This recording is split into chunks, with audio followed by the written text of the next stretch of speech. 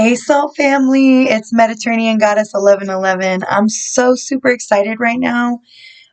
Even though I was supposed to go to bed, but we won't talk about that. I will get some rest, but I have to be obedient to spirit. If you are new to my channel, welcome. And if you are returning, what up, Soul Fam? So, I am on here because I've been spilling the beans, right? This is the full moon time, especially because it's in Scorpio. It's a death to the old cycles. Let's release so that we can have room to receive, right? So this is the reason why I'm so hyper and like happy right now is because I could not record on my phone anymore. And you guys, I've had my channel for a year now and I've recorded on my phone. I've always just uploaded everything to YouTube and then I delete it off my phone. And that's how I do it. And I've thought about getting a hard drive because I would like to save my work, but I'm like, you know what? It's on YouTube. People are hearing it and that's all that matters, right?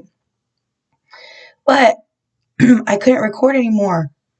I used my whole memory on my phone, which is like 128 gigabytes. And I'm not erasing pictures of my kids. And I just didn't feel like taking the time to upload them all to my computer. So instead of uploading them all to my computer, I was like, let me just leave them on my phone and see if I can record on my laptop. And guess what? Boom, bro. I'm so excited. Y'all, I started this channel with some index cards and my phone. So for me to be able to record on this laptop, I'm very, very thankful. Anyways, hit the like button and comment. Tell me what's up, y'all. I love y'all. Y'all my soul family. Okay? So I'm on here to spill the beans, okay? I already told you guys about my twin flame. I told you guys, I'm a mom of three. Yeah, I got three baby daddies. I got three baby daddies because I had certain issues with self-love and abandonment, right?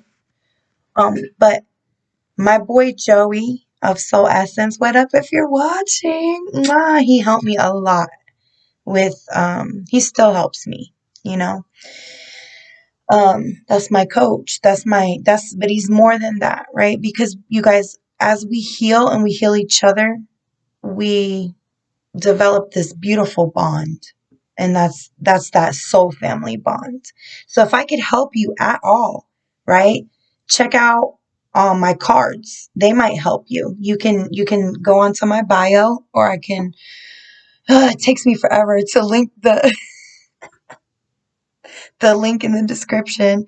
But check out my cards. They might help you. And if the cards don't, if you're not interested in that, then book a reading with me and we can get down to what spirit has to say to you. And um so what I wanted to talk about, like I said, since I already did my video about my twin flame story, which I feel pretty exposed, right? I'm seeing like moon in reverse in my mind's eye, like, which is great. It's great. It feels great, if I can just say. Because feminines and masculines watching, you guys, we're coming out of hiding. We're finding our purpose and we're embracing more and more who we are. So, damn, this is harder for me to talk about than the twin flame story. I thought, first of all, I thought it was going to be hard to talk about the karmic, because I had a lot of karmics, which I'm thankful for all my karmic soulmates. They taught me so much. I just wish I didn't have, had to have kids with them. But that's okay. Some of us, that's what it is, you know? But what was even harder than the karmic soulmate to talk about is the whole twin flame story, right? That's just hard. because it goes into your root. It goes into all your chakras. You have to heal all, you know, start working on healing all your chakras and healing your root chakra that deals with these deep inner childhood wounds. But I guess that is why, okay, so Spirit's saying that's why this is even harder to talk about than my twin flame heartbreak. Because my throat chakra was closing up on that video, on that twin flame heartbreak video. But this is even, I feel it in my heart chakra. This hurts my heart chakra, what I'm about to tell you guys. But it's a beautiful thing. So whenever I had C-sections with my kids because I was high risk pregnancy. I deal with depression, anxiety, PTSD, bipolar, but I also I have autoimmune conditions, ankylosing spondylitis, lupus, and then I also developed diabetes when I was pregnant with my kids. Okay, so I'm just giving you guys a picture. So my kids were huge. My first kid was 10 pounds. Second kid was 8.5 pounds, and me and my twin son was 11 pounds. Okay, so yeah, I had to have a C-section because I wasn't pushing that shit out. Right? And then it wasn't shit, right? It's my babies that I love so much. Let me quit clowning. Let me stop. I use humor a lot. Because laughter is medicine, right? I use humor a lot to deal with things. Anyways, so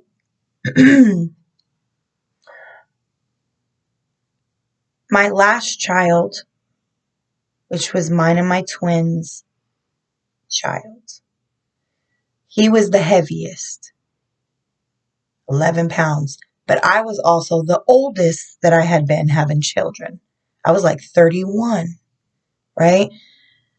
It was very, very, very, very hard on my body, which is why I thought about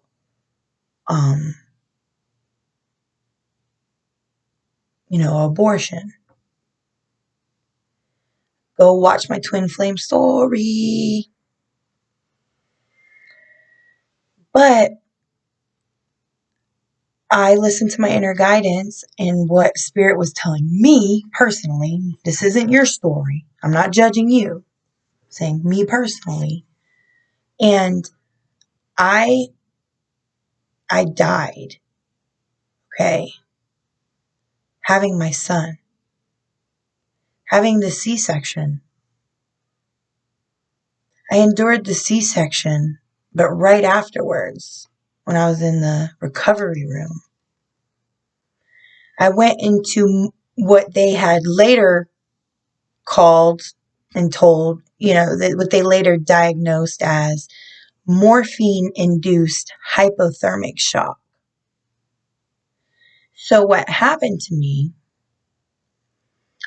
was I had a spinal tap, right? So it's even more than an epidural because the epidural does the waist and below, the needle in the spine. The epidural is the needle in the spine where they put the anesthetics to be able to numb so that they can cut you and you can still remain awake. Okay? That's traumatic as it is. When they do the spinal tap, it's the same thing, but they do it at a higher vertebrae so that it affects all the way up. So I can move my cervical vertebrae, but that's it. I couldn't move my arms. I couldn't move anything. The morphine that was in the medication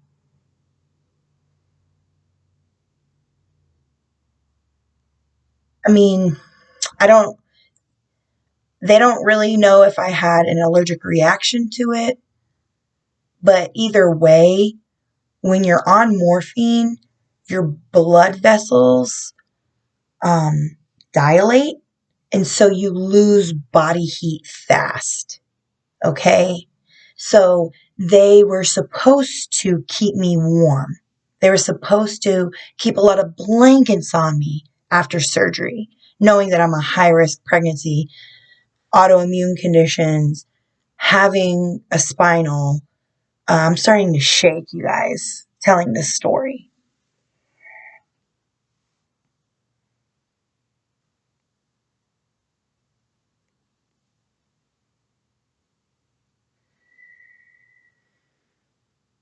I hope this is helping somebody.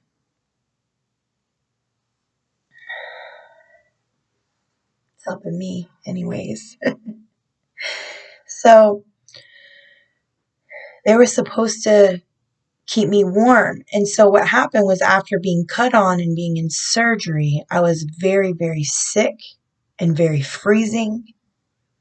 And I went into, because I lost all my body heat from the morphine and my blood vessels being dilated and not being my body heat, my body couldn't maintain homeostasis.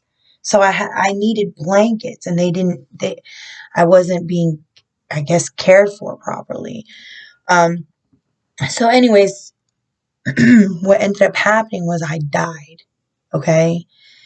And honestly, it wasn't scary. The trauma of feeling cold, I guess that's probably why I was shivering just now, because the hypothermia, with the hypothermia, you get so cold, right? You're so cold that you feel hot almost. Like, have you ever touched hot water and it almost felt cold? That's how your body feels. So it's like you have a complete drop in body temperature to the point where you're so cold that you feel hot. And so that's why there's stories of like people that are hiking in the mountains that get hypothermia. And what they do is they immediately get naked. They're hot. They want to get undressed. And so my mother ended up, she was the only one that was there with me after, finally, because I was there by the nurses and then the anesthesiologist, and then my mom came. And I wanted my mom to go with my son, but she was very worried about me. She said she wouldn't leave. And I'm freezing now telling the story. Holy crap. So, anyways,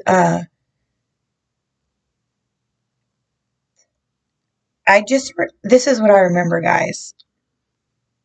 I remember being so fucking hot that I was like, I guess my mom said I was talking delirious, but this is what I remember. I remember being really hot and telling them, can I take my clothes off? And they were like, no. And I was like, I need ice chips. And they were like, you just came out of surgery. You cannot have ice chips. That's all I remember of that. But my mom said that I was just talking delirious and crazy, where they had to give me um like an Ativan or something like that to calm me down.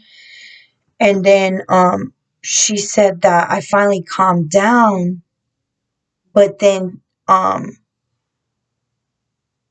kept being thirsty and wanting to get naked, which that's the part I kind of remember. And then that's when I had died, because my heart rate dropped, my body temperature dropped, and this is what I remember. I'll tell you what I remember, and then I'll tell you what my mom said. So what I remember is I saw the ocean in front of me, and there were like different families playing in the ocean, like different people. It was like a guy was over here swimming, and then like another woman was over here swimming, and then like a woman with her child on one of those float rafts. we're swimming over here, and everybody was like so peaceful and like so happy, and like it was like so peaceful and homey and like so relaxing, like a Bahamas vacation or something. And I was walking towards the water, and I was almost at the water. And when I was about to like touch my toes into the water, I heard my mother scream my name. And she's like, Sarah! And it reminded me, like, I literally stopped in my tracks because I wanted to go in the water, right? But when I heard that, it came from like back here. And when I heard that, it reminded me of like being a little kid, and like I was about to do something and I could get hurt, and my mom was like very, very, not that I could get hurt, but like she was protecting me, right? It was like that protective, like, no, like, no, little kid, like I'm a little kid, and my mom was, so when I heard that, I immediately stopped and I didn't get in the water, and I just stopped for a second. Then when I didn't hear her again, I didn't even look back. I just stopped for a second, and then when I didn't hear her again, I started walking towards the water, and I was like almost close in there, and I wanted to get in there so bad. And she again, Sarah, like that. And I was like, I wanted to be like, what the fuck?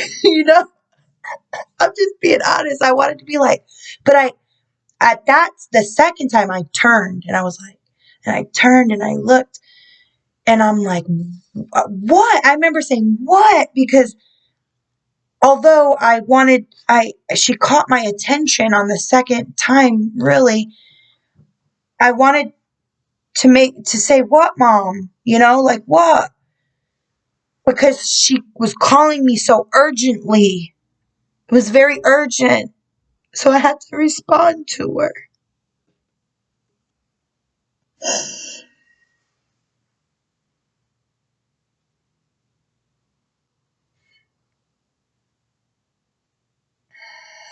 But you guys, that ocean was so peaceful. I didn't want to respond to her. I wanted to go in there.